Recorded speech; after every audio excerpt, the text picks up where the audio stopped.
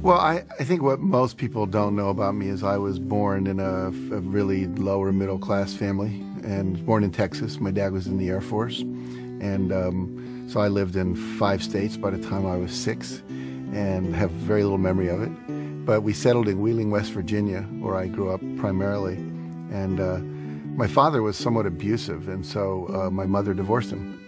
And I got a stepfather who really raised me from the time I was about 6 until graduate high school.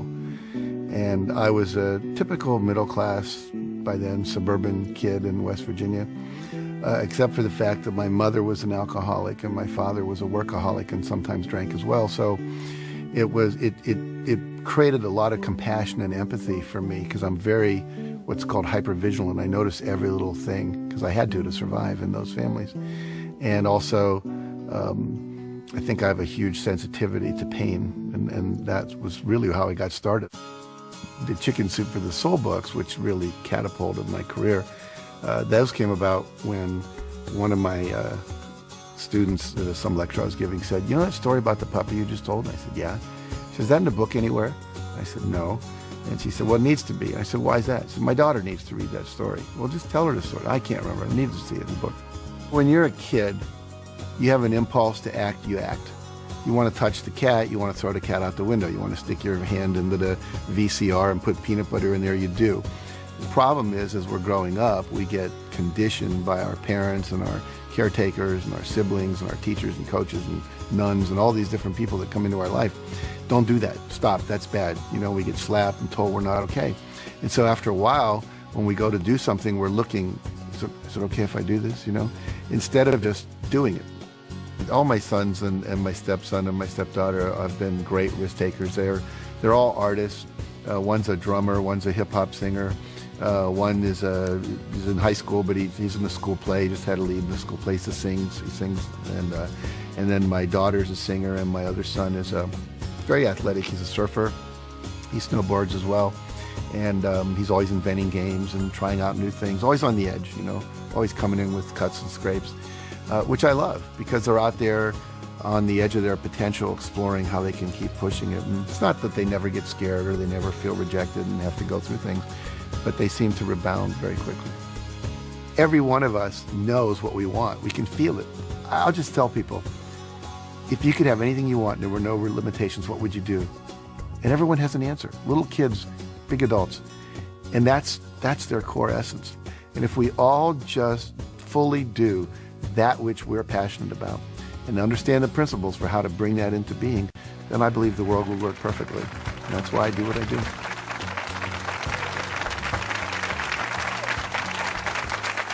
Thank you.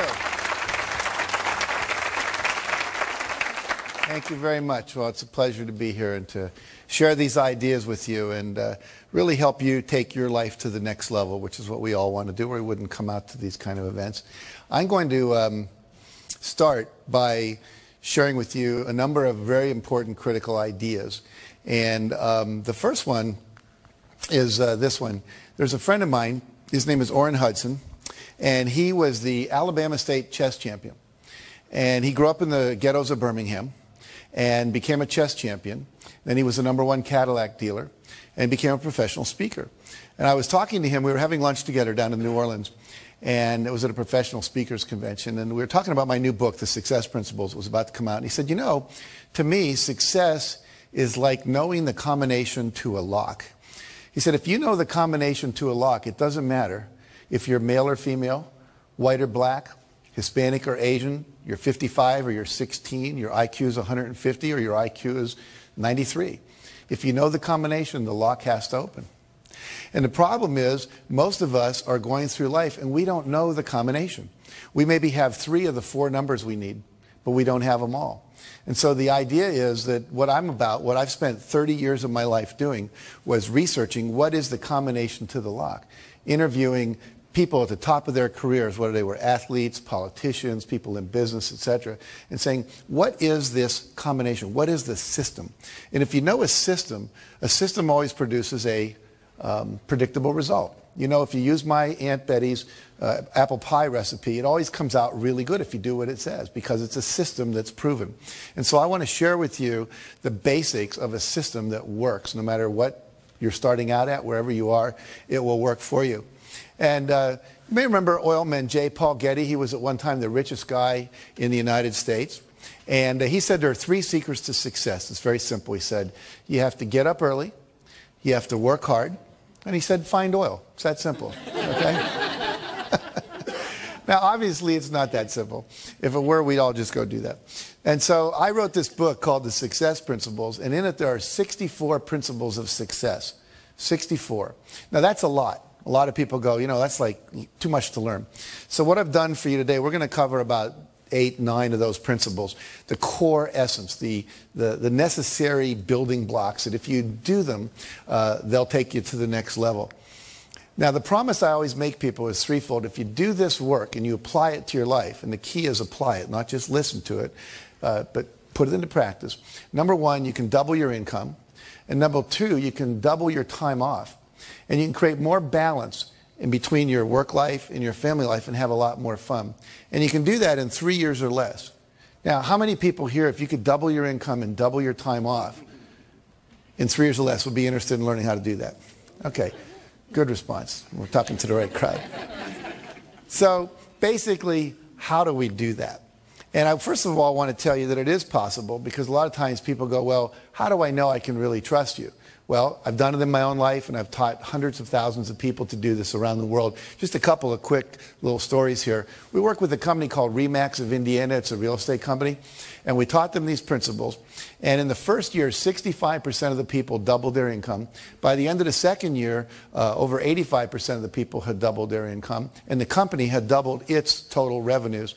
And went on, many people tripled and quadrupled their income in 2 years or less, okay?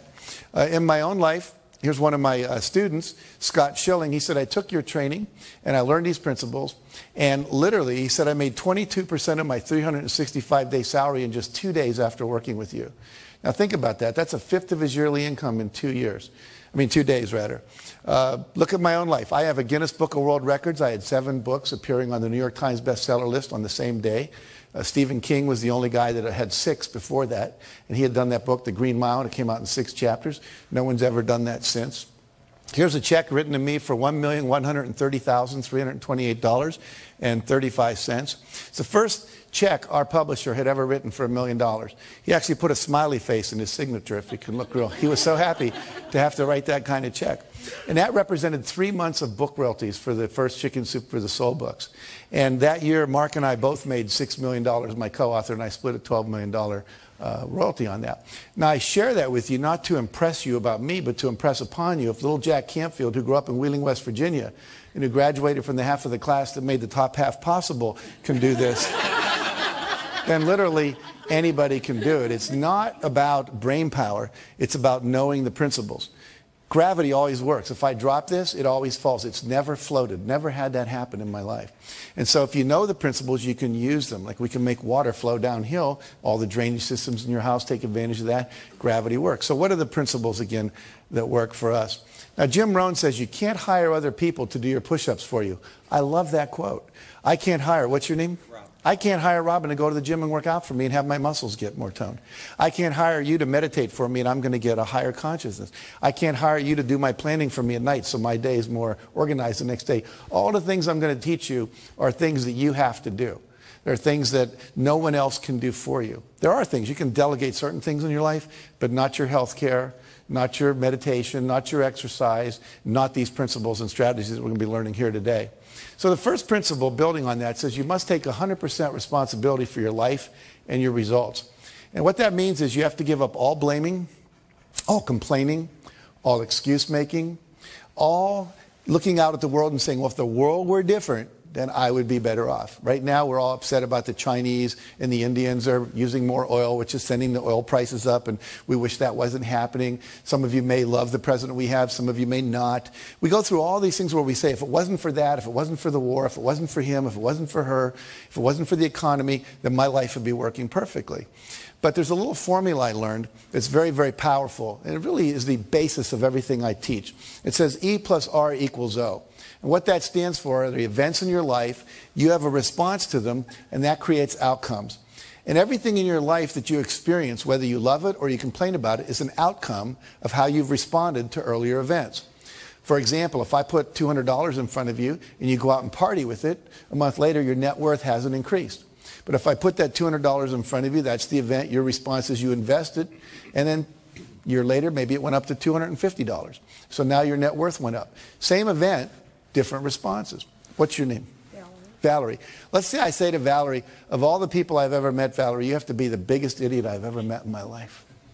Now, how many people think that would raise her self-esteem? No hands go up. How many people think that make her self-esteem go down a little bit? Yeah. See, everyone that just raised your hand was not listening to the lecture called E plus R equals O. It's not what Jack says to Valerie. It's what Valerie says to Valerie when Jack stops talking.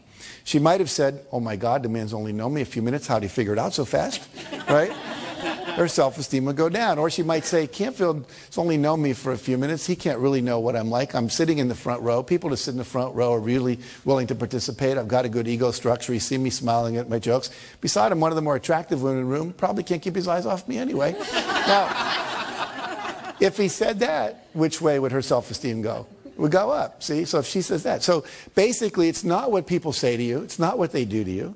The world's just out there worlding. It's not personal. And if you want a different outcome, because E plus R equals O is like 2 plus 2 equals 4, and if you're not happy with 4, you've got to change your response. The word responsibility means you have the ability to change your response to something other than what you're currently doing. And if you would do that, you would get a different outcome. Does that make sense? Yeah. So basically, we are responsible to change our behavior until we get the outcomes we want. And that's kind of an experiment. You never know if something's going to work or not. Maybe you're distant from your spouse and you try a new communication technique you learn in a workshop and it works. You go, oh, great. Or maybe you try and it doesn't work. Well, there's just about 500 more you could try. You know, you could read Men Are From Mars, Women Are From Venus, Children Are From Hell, one of those books. And just kidding. But, you know, there's so much out there, so many good techniques. And unfortunately, most people don't experiment with trying on new ones. Life should be approached as a huge experiment. And you just keep experimenting until you get it right, okay? All right, we talked about that, so we'll go to this. E plus R equals O again. I want to give you a business example. A friend of mine during the first Gulf War was a Lexus dealer, and people stopped coming in to buy Lexuses. They were all watching CNN and CNBC and watching the war on TV. And plus, we were having a minor recession, so people were holding on to their discretionary income. So what happens was, he said to his staff, E plus R equals O. There's a war. People are watching TV. Our responses, we've been doing the same thing. Ads on the radio, ads in the newspaper, waiting for people to come in. Well, they're not coming in. We better do something different. We're not going to go out of business, but we're going to take a huge economic hit if we don't. So they tried 4 things, one of which worked. I'll tell you what that was. They said, if the people aren't coming to us, let's take cars to where they are. Okay? So they would go out with 5 or 6 Lexuses, and they'd go to a party. What's your name, sir? Tom. They go up and say, Tom, what do you do for a living? I'm an investment banker. You're an investment banker. How's the investment banking business doing these days? Great. Doing great. What's he eventually going to ask me? What do I do? And I'm going to say I'm a Lexus dealer. And then I would say, have you ever driven a Lexus? Yes. Yes. Did you like it? Loved it. Loved it. You know, we have a new LS400 outside, never been ridden by anyone. It's got the new Nakamichi sound system, quadraphonic sound. It's got the tilt-back mirrors. It's got the new seats that have the air that comes out that can keep you warm or keep you hot, depending on what you need. Would you like to take a little spin with me, see what it's like? Great. So we go and we take a little spin in the Lexus. Now you come back in. Let me ask you a question. How many of you have ever test driven a new luxury car and then got back in your old car? You know that feeling? You were really satisfied until then. Well, they ended up selling over 60% of the people they did that with a new car within 2 weeks. Because they didn't wait. They tried something different. And if you keep experimenting like that, you'll find the R that works, but you have to be willing to take a risk. And the reason most of us don't do that is we don't want to feel uncomfortable, because all new things require discomfort. I'd like you all to do this with me real quick. Fold your hands like this, and you can do this watching at home, in your hotel room, wherever you might be if you're watching this on a TV set. And notice which thumb is on top, your right or your left. And whatever that is, I'm going to ask you to unfold all your fingers and have the other thumb show up on top. Okay? Don't just move the thumb, but all the fingers are moving. Now, how does that feel? Uncomfortable, awkward, strange, yucky, wrong, not me, right? Now, what does your body want to do? Go back. Wants to go back, so let it go back. How's that feel? Most of you said better. Tom over here went, oh, like, I'm me again, right? What happens is, literally in life, this is what stops most people from being successful. One of the things is that they would rather be comfortable than do what's required. Anytime you do something different, it's uncomfortable by its very nature. Now, most of you remember learning to drive a car. You were probably awkward. You know, you forgot to hit the clutch when you hit the brake. But after a couple months, you're there driving with your knee. You got a Big Mac in your left hand. You're breaking up a fight in the back seat with the kids with your right hand. No big deal. But you have to be willing to go through that awkward, uncomfortable stage. And most people, unfortunately, won't do that. And so they get locked in what we call their comfort zone. So what I want you to do is to realize that life is an experiment. You have lots of responses that are possible. And I'm going to teach you some of those new ones, perhaps, that you can apply to your success. So there's three kinds of responses. Number one is your behavior, what you do and say out loud. Number two is your thoughts. Number three is the images you hold in your head. Those are the only three things you have any control over in your life. What you say and do, the thoughts you think, and the imageries that you hold inside your head. So we're going to look at this whole area of thoughts for a minute. And I'm going to ask somebody to come up here and volunteer to do a little exercise with me. It'll take about 1 minute. So, okay, great. What's your name? Marianne. Marianne. Very good. Come on up, Marianne. And I'd like you to turn around and face the group. Now, are you right-handed or left-handed? Right-handed. Right-handed. Is your left arm okay? Any injuries going on here? Very good. So what I'm going to do is push down on your arm. I want you to push up, okay? So we'll see how strong you are. Very good. Now, you said your name was Marianne? Yes. So say, my name is Marianne out loud. My name is Marianne. And then resist. That's a very funny last name. But that's so my name is Marianne. My name is Marianne. And resist, good and strong. Now I want you to make up a name that's not yours. My name is Margaret. My name is Joe. Any name at all. And just say it, and then I'll test your arm. My name is Kathy. Say it one more time. My name is Kathy. And resist. What happened to your arm? It went down. Was it as strong? No. No. And my name is Marianne. Say that. My name is Marianne. And then say, my name is Kathy. My name is Kathy. And without any effort, it goes down. Now, see, when you lie, this whole set of muscles goes weak, okay? Literally, the whole Michael Jackson trial could have taken about 1 minute, all right? And we would have known one way or the other. But see, the reality here is that your thoughts affect your physiology. We just saw that. The brain wasn't designed to lie. It was designed to perceive truth and organize truth and express truth. Then things work. Otherwise, you're called psychotic or you're called a liar and gets in trouble and so forth. So let's look at one of the lies we tell ourselves. I'd like you to think of something you always wanted to do, Marianne, that you didn't think you could. Like, I can't sing, I can't bowl, I can't skydive, I can't start a business and run a family. You know, anything at all that feels true for you. Okay. It would take me a minute. That's okay. I'm kind of confident. Okay. You got one? Mm-hmm. Okay. Can you say it out loud? I can't swim in the ocean out too far. I can't swim in the ocean out too far. So say it again. I can't swim in the ocean out too far. And notice what happens to your arm. Now say, I can swim out in the ocean as far as I want. I can swim out in the ocean as far as I want. One more time. I can swim out in the ocean as far as I want. And resist.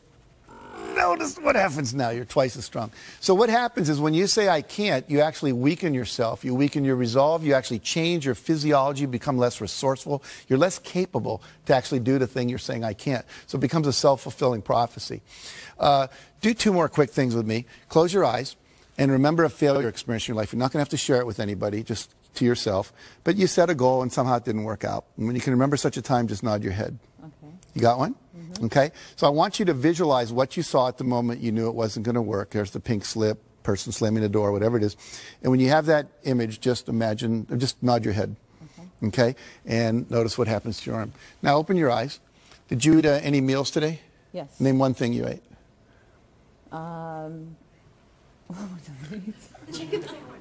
Chicken sandwich. Chicken sandwich. Okay, good.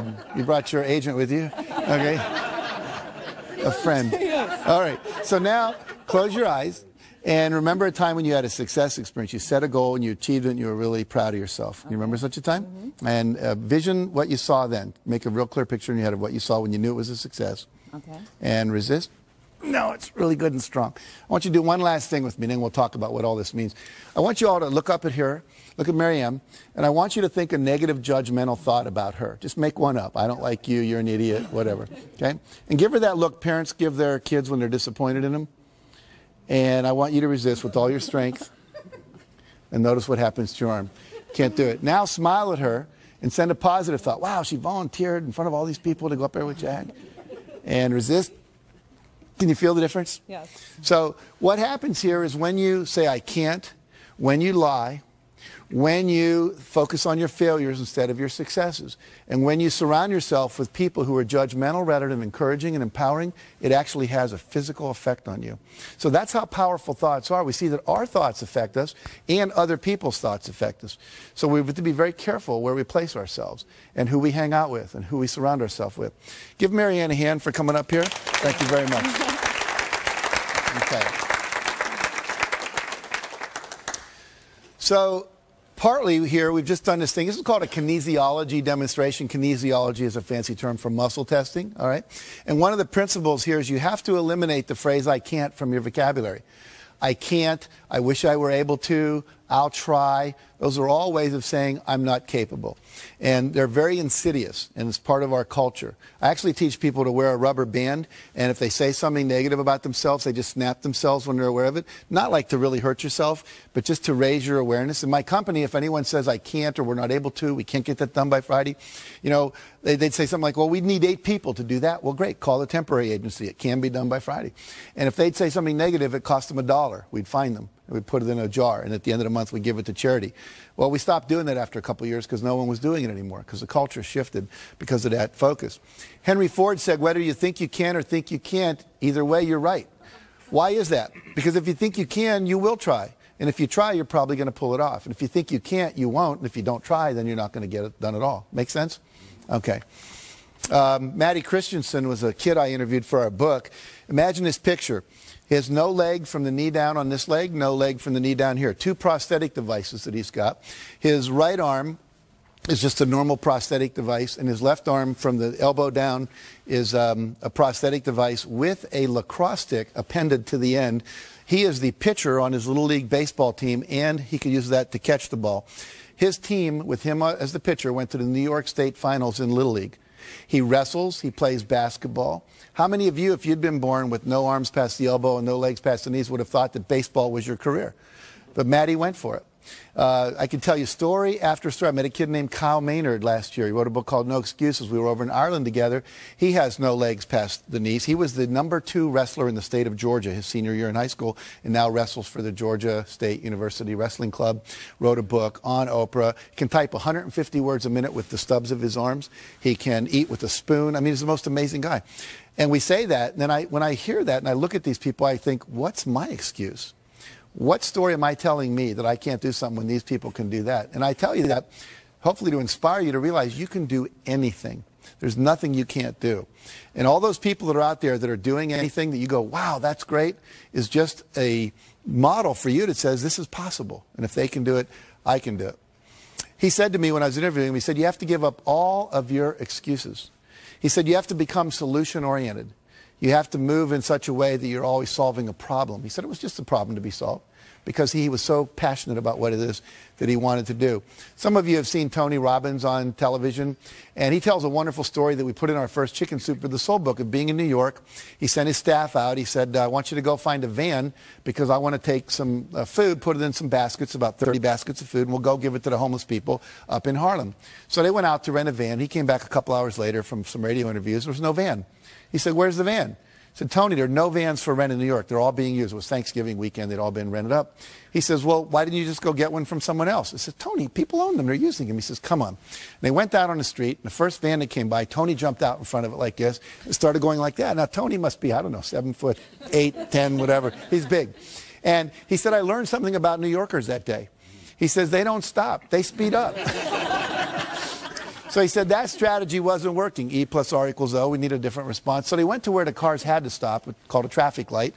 And then he'd knock on the window and they'd roll it down and he'd say, hi, I'm Tony Robbins. You may know me from TV. But even if you don't, what we're trying to do is rent a van and, you know, find a van. We're glad to pay you to rent it. And we'd like to just get some food and drive it up to Harlem and give it to some homeless people. And they would all say, you know, I don't want to go to Harlem. It might not be safe up there. And so this went on for a half hour. And finally, Tony's staff said, Tony, give it up. It's never going to happen. We're not going to get a van. Let's go eat dinner. And Tony said, that's a terrible attitude. We are going to get a van. It's just a numbers game. Well, another half hour went by. And Tony knocked on the window of this one van, and the window went down, and told him a story. And the guy said, jump in. And as he jumped in, the driver reached over and picked the hat up off the seat that Tony was about to sit in, the passenger seat, put it on his head. It said Salvation Army. Turns out the guy was the head of the Salvation Army, Captain John Runnan, for all of New York City. And they went and they bought the food, and he said, look, there's a worse place even than Harlem. It's called the South Bronx. Let's go there. And so they went and took 30 baskets of food to people living in these, literally abandoned houses. And he said, we lifted a lot of lives. He said, but more importantly, I raised the consciousness of my staff that day, and they realized there's always a van in New York City. But let's look at what some of the principles are of success that are contained in that story. Number one, Tony had a clear intention. You must know exactly what it is you want. You have to have a goal. You have to have a vision. Number two, he had a positive expectation. He fully expected to get it. Pete Rose, the great baseball player, said, he was interviewed once, he said, when you go up to bat, how often do you expect to get a hit? He said, every time. He said, if I'm not expecting to get a hit, I shouldn't be standing there. And you don't always hit it, but you're going to come from that expectation level. He never gave up because he fully expected the result was going to happen. It was just a matter of time. Number three, he took action. Because a lot of times you have great ideas. I was just here today, a guy was talking about, we were talking about horseback riding, and he said, it'd be neat if they made those gel things they put in the feet to put on the saddle of horses, because your butt gets sore when you ride a horse. And I said, that's a great idea. And he just passed it off. I said, no, you ought to do something about that. How many times have you had a great idea, didn't do anything about it, and then a year later someone did something about it, made a lot of money, got the promotion, etc.? So when you have the idea, the inspiration to act, it's time. Act. And you don't have to know it perfectly. You can drive from here to California, wherever you might be, assuming you're not in Hawaii, by going west. And what happens is that you don't have to see the whole route. You only need to see 200 yards ahead of you. At night, you can drive just with your headlights, and the headlights keep moving with you. And your goal in life is to get in the game. You don't have to see the whole blueprint. You just have to see the next steps, the next steps, the next steps. And if you keep taking the next steps, eventually you get to where you want to go. Does that make sense? And then he persevered. He never gave up. Some people give up too soon. We were rejected by 144 publishers when we did Chicken Soup for the Soul. Most people don't know that. What if we'd have stopped after 100? Said, well, this isn't going to happen. I wouldn't be standing here talking to you today. We just kept on going until we got the result. It took us a year and a half to sell that book, but we sold it. Now, the last thing is called law of attraction. We believe that when you are vibrating at the level of 100% expectancy that you're going to get something, it's already a done deal. Piece of cake, no big deal. We're going to win this thing. We're going to get that contract. I'm going to make this thing happen. Then what happens is the universe literally responds. And we're going to talk about this a little more later. Now, who is the most perfect guy to come in a van for Tony? Could anyone be more perfect than the head of the Salvation Army who knew all the places in New York and was committed to doing this? Well, they had to wait for an hour because he wasn't there yet. See? So sometimes when you're doing this, you're putting on it the vision of this should happen by this date. And it's okay to set goals like that, but sometimes it takes a week longer, a year longer, whatever. But law of attraction says if you'll just hold the expectancy, like attracts like, if you say, I want to be a millionaire, but I don't know anyone that would ever teach me how to do that, or I want to buy a car, but I don't have any money, then what you're doing is saying, it's like calling up Domino's Pizza and saying, send me a pizza, then calling them up a minute later and saying, never mind. It's like, you've got to create the space mentally to hold this vision that you've got. And that requires expectation and then knowing that the perfect thing is on its way, just as it was in that situation for Tony. In the Success Principles, I write about a woman named Catherine Lonigan. Catherine Lonigan went off to college. She wanted to be a writer, and she took her first writing class, and she got an F. And she went to see the teacher and said, why'd I get an F? He says, because you can't write. She says, well, I'm on a scholarship, here to be a writer. I came to be in the creative writing program. I was the editor of my yearbook, editor of my school newspaper. I wrote a play that was performed in high school. They told me I was gifted. I said, well, you're not. And he said, if you stay in my class, you're going to flunk it. And if you flunk my class, you'll lose your scholarship. And she said, well, what do I do? He said, I'll make a deal with you. If you promise never to write again, just, history papers and stuff, but you're not going to try to be a writer, I'll give you a passing grade. You'll keep your scholarship, change your major. So she did. I called it, she made the deal with the devil. 15 years later, she's down in Texas. They're making a movie at the next town over, and down where she lived in Texas, people would show up at the gas station after it rained just to see the oil slick. It was kind of boring there. So she said, wow, they're making a movie, let's go. So everyone drives over, and everyone's talking to the movie stars. She's talking to the writers, saying, what's going on, what's happening? And why are you interested in us? Why not the movie stars? Well, I always wanted to be a writer. And the guy said, BS, if you wanted to be a writer, you would have written. She said, I was told on good authority I couldn't write. He was a Harvard professor visiting our campus that year. He said, that's BS. He said, what I want you to do is go write something, send it to me. I'll tell you if you can write. I do it for a living, I know. So she goes and writes a book, sends it in to him. He sends it to an agent in New York, and they publish it. Her next book was called Romancing the Stone. The book after that, Jewel of the Nile. Both made into movies with Michael Douglas and Catherine Turner. So what's the deal here? 14, 15 years of her talent wasted because she bought someone else's evaluation of her. My friend Terry Cole Whitaker says she wrote a book called What You Think of Me Is None of My Business. You know? Do not let other people's evaluations of you control you, okay? It's just an E. Your response is, thank you very much. You keep pursuing your passionate dream, okay? Now, another principle is you've got to drop out of the Ain't It Awful Club. What does that mean? It means you have to surround yourself with positive people. We saw when Marianne's arm went down up here when you all did negative thoughts about her. And how many of you, think about this, where do you spend your time? Is it with positive people or is it with negative people? You have to be very careful about where you put yourself. Jim Rohn said, again, you're the average of the 5 people you spend the most time with. Who do you spend the most time with? They're a mirror back to you at what level your life is actualizing at. If your friends are victims and their lives aren't working and their marriages don't work and they're not making money, that's a reflection back. If you're working out with people and hanging out with people that are at a higher level, then that's a reflection back. And what I teach people is always try to get with the people that are the next level up.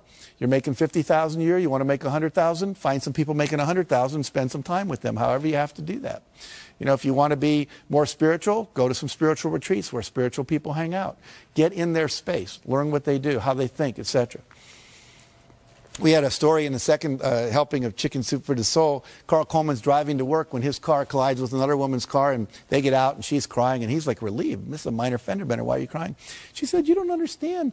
This is a brand new car, 3 days from the showroom. How am I going to explain this to my husband? He said, well, I'm really sorry about that, but we need to get your registration, your driver's license, your insurance record, so we can, you know, exchange that data so we can file our accident reports. So she goes into the glove compartment of her car, opens up the manila envelope and everything's in. And on top of that, there's a message written in handwriting by her husband. And it said, in case of accident, remember, honey, it's you I love, not the car. See, the women all go, oh. The men are thinking, yeah, right, I don't know about that. But why do we all go, oh? We all go, oh, because that's what we want in life. We want someone to love us more than anything else, especially things, vases that have been in the family for 3 generations, the white carpet, your special sweater, whatever. And when we know that we're loved unconditionally, then you feel safe. And when you feel safe, you get creative. And when you get creative, you come up with ideas that can quantum leap your success. So that's why it's so important. Number 2, success principle, that's really the core principle here, is decide what you want. You can't get from here to there unless you know where here is and there is, right? If you have a GPS system in your car, all you have to do is type in the address. It knows where you are from the satellites in the sky, and it plots a course. Your brain works the same way. The problem is, according to the research, less than 10% of Americans have written measurable goals for the year. In some cases, I've been into companies where less than 3% of the people did. Less than 10% of high school students were ever taught how to set a measurable goal. And this is a failure in our education system. You know anyone that got divorced because they didn't know the 7 exports of Brazil or the 5 causes of the Civil War? No. But they didn't know the communication skills. They didn't know how to set goals for their relationship. So many things we're not learning in our education that we now need to learn in these kind of courses. General Wesley Clark, who I interviewed, said, it doesn't take any more effort to dream a big dream than it takes to dream a small dream. So if you're going to decide what you want, go for what you want, not what you think is possible. Most people hone down their dream because they can't see how they can do it. And I'm saying to you, dream as big as you want. In fact, big dreams are exciting. Big dreams attract big people. If Martin Luther King said, I'm going over to the supermarket in Mississippi, I don't think a whole lot of people would have gone down there with him. But when he said, I want to end racism in America, that was a big dream and it inspired a lot of people to want to play. A great personal sacrifice to themselves because it was big enough and worth doing. Walt Disney said, if you can dream it, you can do it. Which means that you're never given a dream that comes out of your own desire place that isn't something you have the capacity to fulfill. You may have to learn some new skills. You may have to partner up with some people. You may need to learn some, how to access some new resources along the way. But all of that is possible if you'll simply dream the big dream. Because the dream doesn't come unless the capacity to achieve it comes with it. Does that make sense? Okay, so trust your dreams. Now, there's 7 dream categories or vision categories that you need to focus on to create a balanced and fulfilling life. Success means having all of this stuff. And I want to walk you through these. Number 1 is financial. What are your goals for your money? How much money do you want to make? how much net worth do you want to achieve, how much money do you want to have when you retire. If you own a business, you have cash flow goals, you have money in reserve goals, you have profit goals, etc. And so we need to have goals clearly set in that arena. Number 2, business and career. What's my ideal vision for my business or my career or my job? You know, I was a high school teacher, and at a certain point I realized I wanted to teach teachers because I just thought I could impact more people. Then I became a teacher trainer. I trained people how to train teachers. And now I'm teaching, you know, on television around the world. So it kept growing. The goal changed, but it was always like, you know, what is it that I want to be doing with my life in relation to my business and career? Number 3, fun time and recreation goals. One year our fun time goals, my wife and I, was learn salsa dancing. This past 2 years I've been learning to play the piano. My goal is to play Jesu, Joy of Man's Desiring, as well as Bach could have played it when he wrote it. I'm not there yet, but I'm working on it. And so, you know, one year was to go to the Eiffel Tower. We took our kids and we walked up as far as they let you walk, which is about 2/3 of the way up there. Number 4, health and fitness goals. These are things like weight you want to achieve, cholesterol levels. Maybe you want to run a 10K or a marathon. There's just so many possibilities in that arena. Maybe you want to, you know, have your waist come in by a couple inches. You want to grow some hair back. I mean, there's just a number of things you can decide about in that arena of health and fitness. Number 5, relationships. What would your ideal relationships look like? One year I decided I didn't have enough male friends. So I created this thing called Boys Day Out. I'd read this article about Kenny Rogers, the singer, and he brought all these athletes down to his ranch in Virginia, and they would spend a week playing all these different games, tennis and soccer and basketball, and I thought, well, I can't do that, but a day a month would be cool. So I asked a bunch of guys that had control of their schedule, lawyers and psychiatrists and people like that, and we created this day, and we would do guy things. We'd pitch pennies, throw baseball cards, play soccer, go to the racetrack, do ice hockey, broom ball. I mean, you name it, we attempted to do it. And it was really a lot of fun. And all of a sudden, I had the guy energy that I needed in my life. Instead of just complaining about not having it, I said, what's my goal? I want this many men friends, and I set out to create it. Number 6 is personal.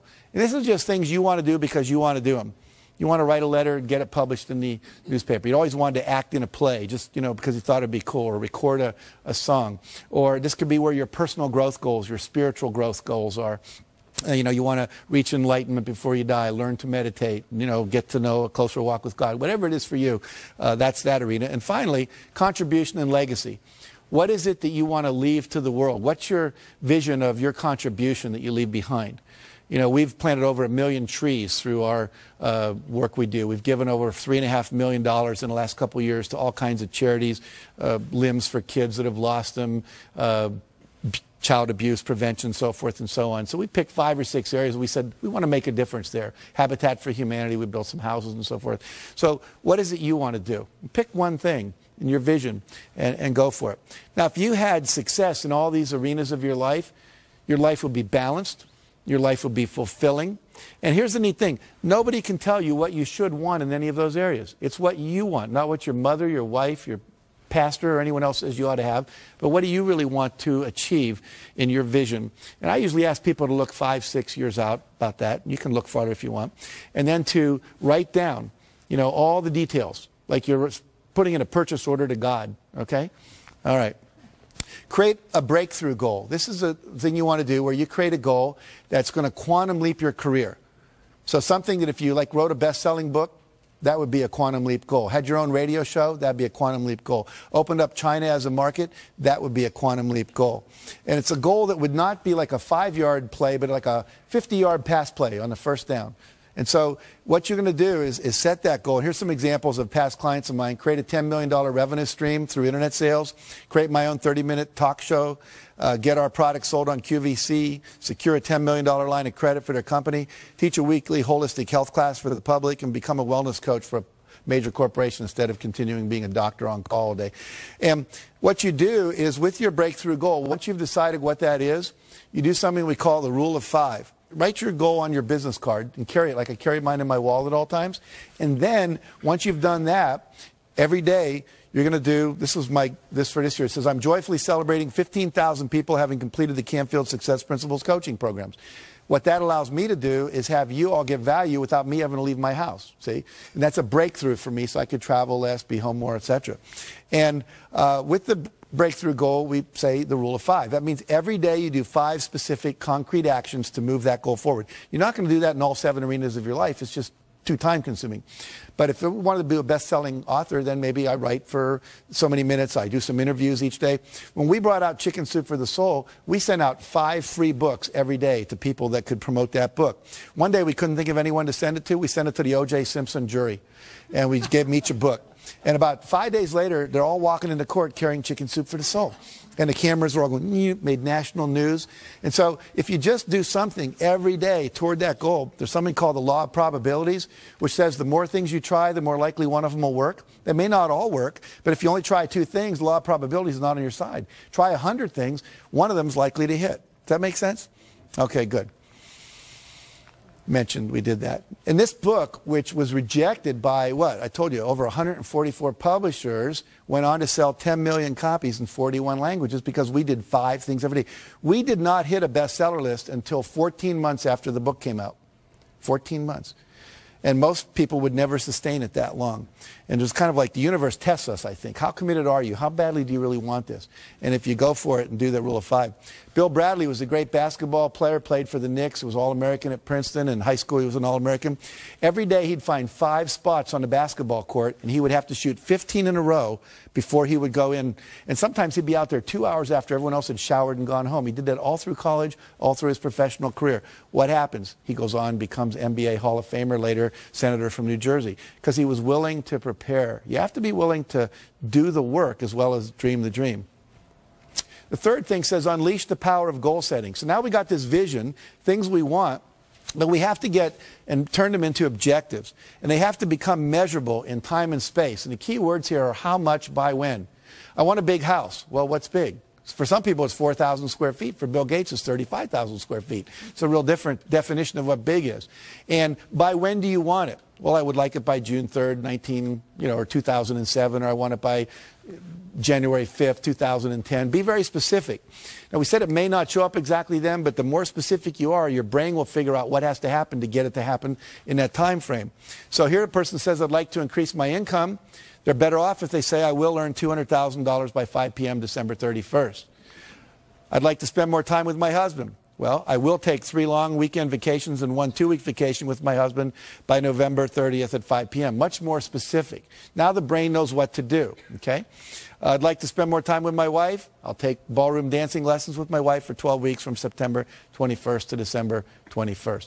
As soon as we get specific, there's a part of your brain that starts calculating what to do. If you call a travel agent and say, want to go on a trip, what's the first thing they ask you? Where do you want to go and when do you want to go there? And until you tell them that, you're stuck. And your brain works the exact same way, that little GPS system. I'm going to lose weight and get fit. Needs to be, I'll weigh 190 pounds or 140 pounds by a certain date. Make sense? Again, less than 10% of Americans do this. And guess what? 10% of Americans own 90% of America. And guess what? They're the same people because they're clear about what they wanted, clear intention. All right. Next area is images. We now know that your body cannot tell the difference between a real event and an imagined event. Okay? If I were to have you close your eyes and imagine you were standing in the middle of a very small terrace on top of the tallest skyscraper in the world, you'd start to have queasy stomach and your hands would sweat because your body would really think it was there, even though you were safe in this room. Now, we can use that principle to our advantage to create success by using this power of visualization. And here's an example. One basketball team at Ohio State University, they took and they said, we want 1/3 of you, they all had equal foul shooting records, to not touch a basketball for 30 days. The other third, we want you to go out and practice basketball every day for a minimum of a half hour, preferably an hour, shooting foul shots for 30 days. And the third group, they said, we just want you to close your eyes and visualize shooting foul shots. Don't touch a basketball for 30 days. And guess what? First group, as you'd imagine, showed no improvement. Second group, practicing for 30 days, they get 24% improvement. And the third group that only did it in their mind got 23% improvement when they brought them back to the court and had them practice. So what happens here? I wish there would have been a fourth group, right? Practice and visualize. We'd have probably got up in the 30 or 40% improvement level. But what this tells us is simply by visualizing your goal is already completed, by seeing it nothing but net every time, the body starts to respond and adjust itself to create the result. So one of the great success techniques is people that are super successful are often called visionaries, and the reason is they close their eyes and they see the future. You create your future by envisioning it. Okay? And I recommend you do that every day at least twice. Once in the morning when you get up and once before you go to bed. They did a study at NASA where they took astronauts and they had them wear concave lens goggles, which meant you see the world upside down. Imagine trying to negotiate relationship with me and I'm hanging from the ceiling and my right's my left. It'd be pretty complicated. These goggles had no peripheral vision and they had to wear them 24 hours a day for 30 days. What they were expecting was to see if they'd get nauseous, become hostile, lose sleep, to see how they'd handle disorientation in outer space. What they hadn't predicted was that about 25 to 30 days into it, every one of the astronauts, their brain flipped the image right side up again. They're still getting upside down input, but they created new neural pathways. And they came out of this, the psychologists came up with something they call a 30-day principle. And what the 30-day principle says is that if you want to change a behavior, change a habit, anything at all, you must, in fact, do it for 30 days. Uninterrupted, because they tried a subsequent experiment where they had half the astronauts take their goggles off on day 15, keep them off for one day, put them back on again. Took another 25 to 30 days before they flipped them right side up again. So we know that it's current, contiguous, everyday repetition. This is why most New Year's resolutions don't work. It's why most corporate change programs don't work. It's why most of our school programs don't work. There's not that 30-day uninterrupted. This is why basic training in the Marine Corps does work. Because they got you down there for 6 weeks and they're not letting you out of their sights and you're in a context that's held tight for that 6-week period. So if you want to visualize, your goal is already achieved, minimum of 30 days. That make sense? Okay, good. Let's see here. I'm going to skip over that real quick and get to this. Now, the reason this works, where your vision becomes real when you visualize what it is you want, is there's two things that go on in your brain. You have a vision of what you want. You have the current reality. They don't match. Okay? And what we want to do is purposely create that. It's what advertisers do. Imagine yourself in the new car. It's like the guy getting out of the Lexus we talked about earlier, getting in his old car. The vision of what's possible no longer matches the reality, and that creates a little dissonance or structural tension in the head, which we call motivation, which says, I want that. Until we had that, there was no motivation to do anything different. Any of you women ever experienced visiting a friend with a new kitchen, and then you come home to your old kitchen, and they've got all the new granite and the new appliances and everything's cool? Your kitchen was fine until then. So we want to purposely do that to your brain to motivate you. So you vision the thing you want, your goals and your vision. You hold that in your mind every day for about 10 minutes in the morning, 10 minutes at night. If you have 10 goals, you can cycle through them. I put mine on 3x5 cards, read them, and I close my eyes, see the vision as if it's already accomplished, see the car I want, the program happening in Singapore that we're doing, whatever. Then I go to the next one. I just keep cycling through the cards until I go through all of them. What happens then is you get a perceptual shift. You start to see things in your environment that were always there that can help you never saw before. You get expanded creativity. You start noticing that the things that you want, you wake up in the middle of the night, you're in a shower, you start going, oh, that's how we can do it, that's how we can do it, that's how we can do it, that's how we can do it. And unfortunately, most people aren't having those kind of breakthrough ideas because they're not holding the vision. The third thing that happens is you have increased motivation. You'll find yourself doing things just out of nowhere, boom, you get up and you do something, like volunteering. Sometimes people do. That's not like me, but you just do it because you've been holding this that creates it. Now, what happens is that then creates the action that you need to have for the result to occur. Now, I want to show you how this perception shift occurs because this is magical. There's a sentence up here, and we're all going to read this on the count of 3 out loud, if you would. 1, 2, 3. Finished files are the result of years of scientific study combined with the experience of many years. Very good. Now I'm going to put that back up and we're going to time 10 seconds on my clock here. I want you to count the number of times the letter F appears. How many F's are there in that sentence, okay? And when you do this, keep it to yourself. Don't say anything out loud, all right? So here we go.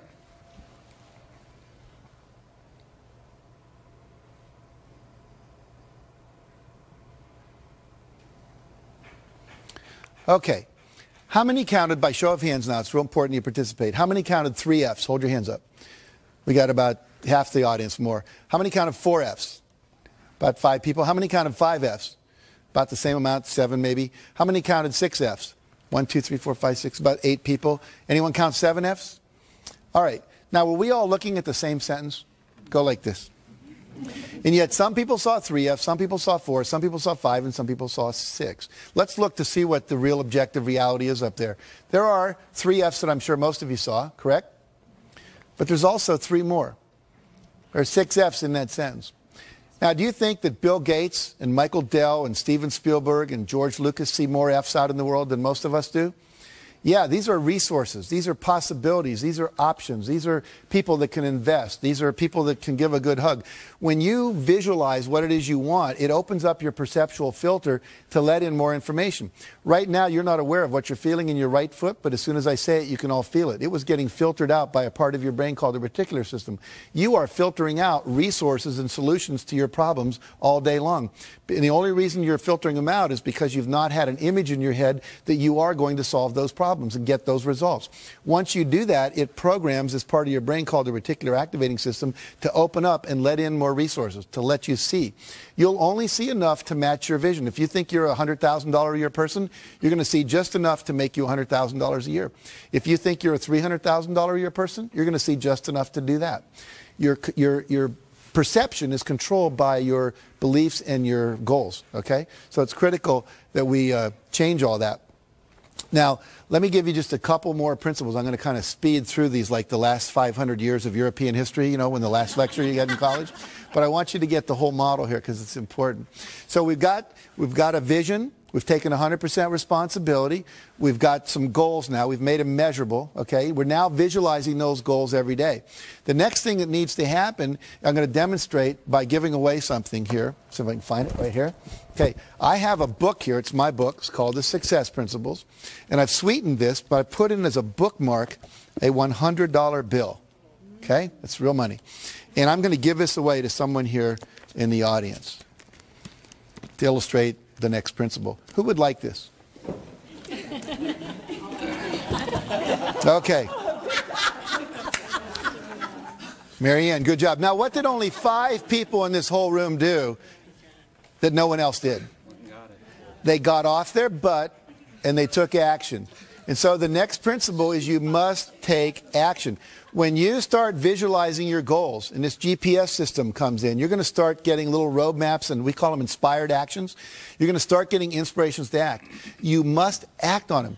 I've had people, sometimes nobody gets out of the audience, and then I'll ask them, how many of you thought maybe what you ought to do is get out of the audience? And like half the hands go up. I'll say, what stopped you? I didn't want to look like I needed it that much. I didn't want to get up there and have me be wrong and look foolish, you know. I didn't want to like get there second. I thought maybe you weren't really going to do it. I'd look like an idiot, you know, whatever. They have all kinds of excuses. Those are the same excuses they use in their life not to take action on their dreams. So you must take action. But here's the problem, or the challenge. Not every action is going to work. Goes back to E plus R equals O. We have to experiment, right? So if not every action is going to work, you have to take action, and then you have to assess, did it work? And here's the next principle. Ask for and respond to feedback. Ask for and respond to feedback. Let's say that I was married here. What's your name again? Valerie. Valerie, yeah. So Valerie and I were married, right? And what I would do every week if we were husband and wife is I would ask her, on a scale of 1 to 10, how would you rate the quality of our relationship? Anything less than a 10 gets a follow-up question. What would it take to make it a 10? If we were in business and I was a vendor and you were a client, I'd say on a scale of 1 to 10, how would you rate the quality of our product or the quality of our service or the quality of our delivery? And anything less than a 10 gets a follow-up question. What would it take to make it a 10? That gives me directive feedback on how to improve. Why don't most people ask that question in life? Anyone know? They're afraid of the answer they're going to get. Here's what I want you to get. Everybody in your life, if I'm married to Valerie, her mother knows, her sister knows, the women down at the shop where she shops know, the women in the salon know that she's not happy with me. I'm the only one not in on it. And I'm the only one that can make it better. Isn't that absurd? So asking for feedback is a really critical thing. Asking is a critical principle, period. If I want more, I have to ask other people, participate, support me, be my mentor, be my coach, buy my product, whatever it is. And again, most people don't ask for what they want. And the fear there is fear of rejection. I want to talk about rejection. If I ask Valerie to have dinner with me afterwards and she says no, most people go, woo, Jack got rejected in front of all those people and on television and oh my God. But see, let's look at it. Did I have anyone to eat dinner with before I asked Valerie? No. Did I have anyone to eat dinner with after I asked Valerie? No. Did my life really get worse? No, it stayed the same. See, if I apply to Harvard and don't get in, I wasn't in Harvard before I applied, I'm not in Harvard after I applied. And as one of my friends pointed out recently, You spent your whole life not going to Harvard. You know how to handle that, right? It's not that difficult. So you have to be willing to ask. You have to reject rejection. And then the other key, after you respond to the feedback and get the feedback, is you've got to persevere. You never, ever, ever, ever give up. 144 publishers said, no, we're not interested in Chicken Soup for the Soul. We didn't give up. I had a friend who wanted to be a chiropractor up near Pebble Beach, California, and he went to the Chiropractic Association and said, you know, would you help me open my office here? And they said, no, we really don't want any more chiropractors here. We're going to recommend you go somewhere else. We have one chiropractor for every 8 people. He said, well, I really want to be here. So he ignored them. Remember, what you think of me is none of my business. And he went out and he literally knocked on doors for 6 months. Knocked on 12,500 doors, talked to 6,500 people, and asked 4 questions. You know, should I name my office this or this? Should I put it over in this side of town or that side of town? If I wanted people to come in before or after work, if they had a 9-to-5 job, would I be better open 7 to 9 or 5 to 7? And finally, he said, what newspaper should I advertise in? And lastly, he said, if I do an open house, would you like an invitation? 6 months later, he opened his office. His first month in practice, young kid, still in his 20s, out of chiropractic school, made $72,500 net profit. He netted over $1 million that year. Now, what did he do different than most people? He went out and he engaged people. He asked them, would you like to come? Would you get involved with me?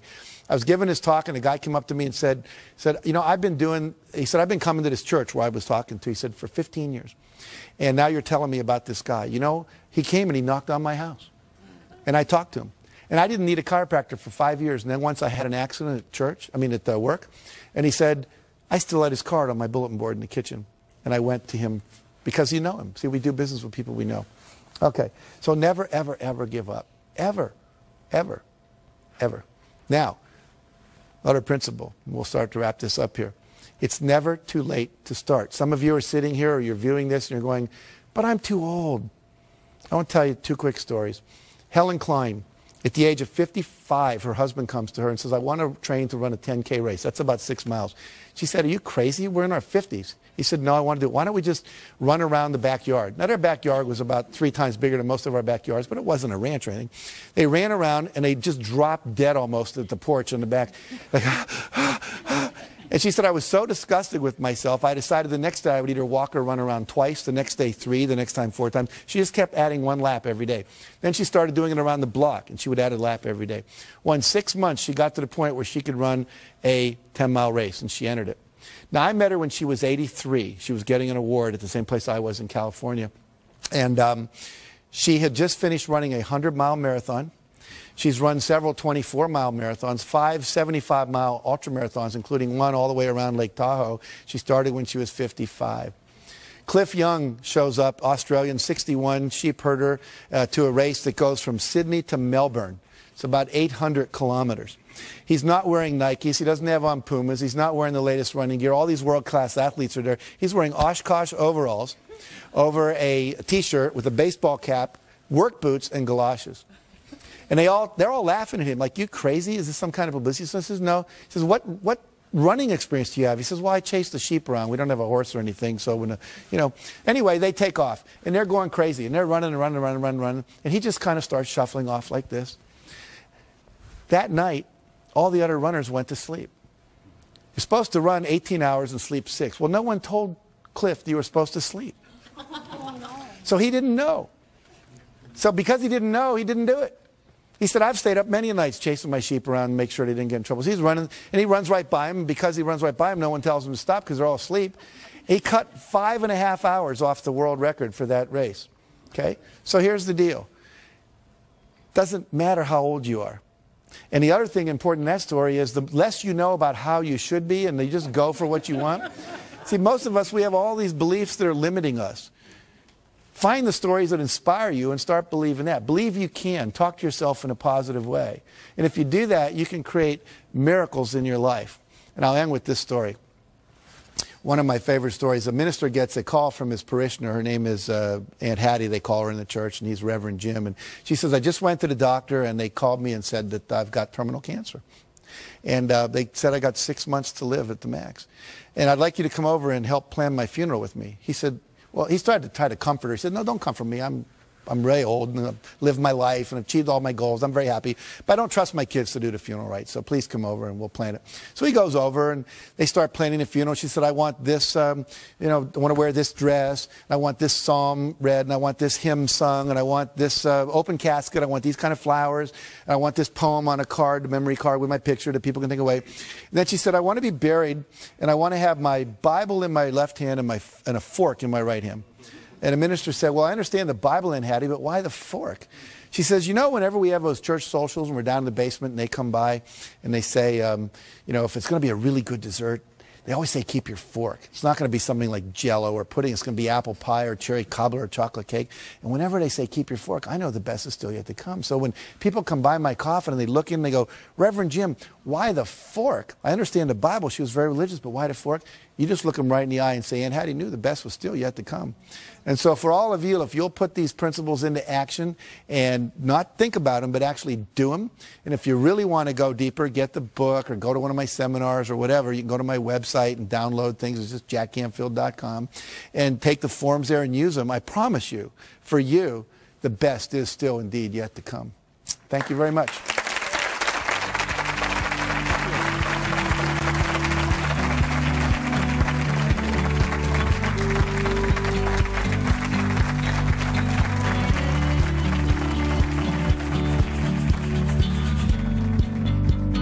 You've got goals. You got a vision of what you want. To get from where you are to where you want to be, you're going to have to take some steps, and a couple of those may be uncomfortable. And so what? You can either sit there and justify where you are and rationalize, and I love the word rationalize, they're rational lies to justify your current reality, or you can do what's necessary to create what you want. And the people that create what they want tend to be happier, tend to be more fulfilled. Which do you want? I pick happy.